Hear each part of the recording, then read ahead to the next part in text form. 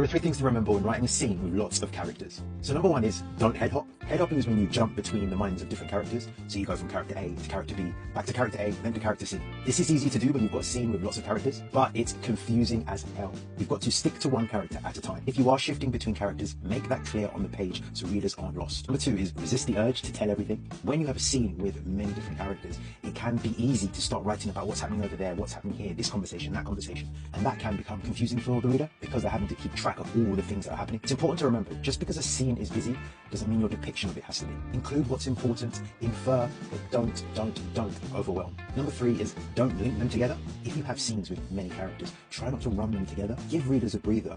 Having scenes with 5 characters, 10 characters, back to back to back, can overwhelm and confuse. When writing a story, you're trying to help the reader as much as possible. You have to have the reader in mind when writing a scene. I'm not saying solely write for them, but be aware that these words will be read and you don't want to confuse anyone. As always, drop your thoughts in the comments.